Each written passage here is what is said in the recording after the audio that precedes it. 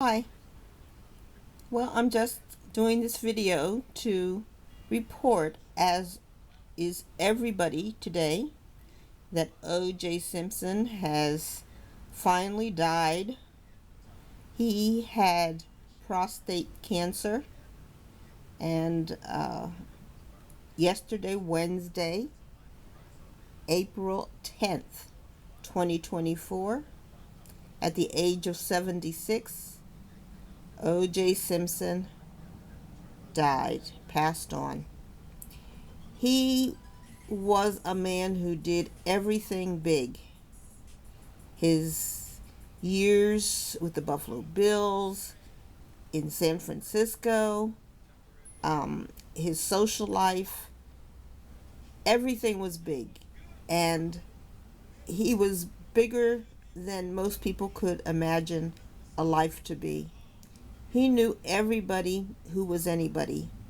He was spectacular as a football player. He was spectacular as a friend. His movies with Priscilla Presley, the wife of Elvis Presley, were funny and enjoyable. He was always playing golf, the sport of the rich. He knew and had many connections.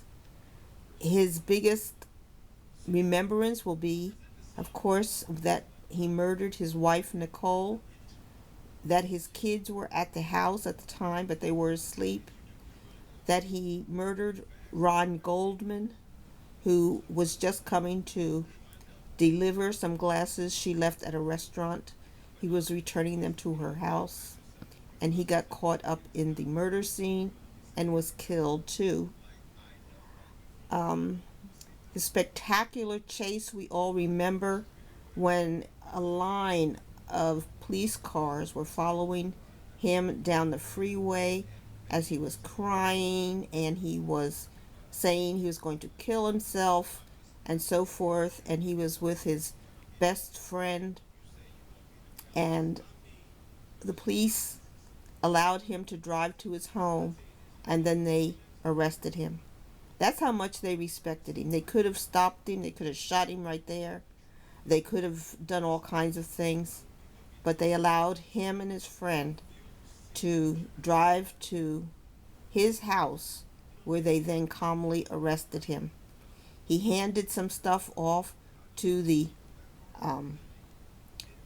wife of let me see, the Kardashian mom, I'm forgetting her name, Kim's mom, Kim Kardashian's mom.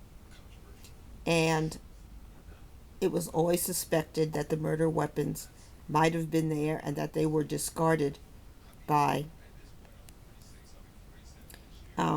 the attorney Kardashian. They were never found, although the police looked everywhere.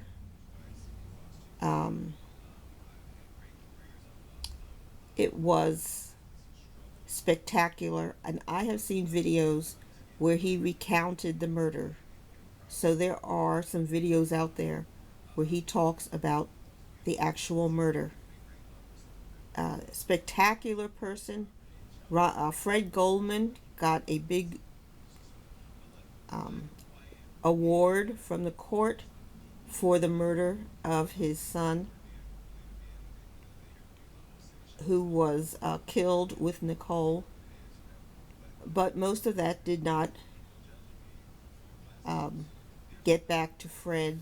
He did not get most of the award that he was given by the court. He had many friends who helped him hide stuff. He was acquitted from his murder. An unbelievable result. And he had so much publicity, no one ever thought he could get a fair trial. But yet, even though he did the murders, he was acquitted. He did not serve any jail time for that. But later, he was fighting to get his stuff back. And that, ironically, is what landed him in jail. He was in a casino. They had lots of pictures of him going to a room to try to get some of his clothing and stuff back. They had guns, and that is what landed him in jail. So there was a victory for the public in his arrest, in him serving this long sentence. But a man with quite a history that I don't think there'll ever be another person quite like O.J. Simpson. A mysterious friend who's not been matched to any real person, who Simpson says came with him to the murder scene. Here's how he describes the crucial moments of June 12, 1994, an account which he repeatedly insists is hypothetical. As things got heated, I just remember Nicole fell and hurt herself. And this guy kind of got into a karate thing. And I said, well, you think you can kick my ass? And I remember Would be Ron Goldman. I do remember that portion, taking a knife from Charlie. And to be honest, after that, I don't remember. Except I'm standing there. And Simpson infers he blacked out and laughs bizarrely. I hate to say this, but this is hypothetical. I'm sorry. I know we got to back up again. And he says he was standing in blood. I don't think any two people could be murdered the way they were without everybody being covered in blood.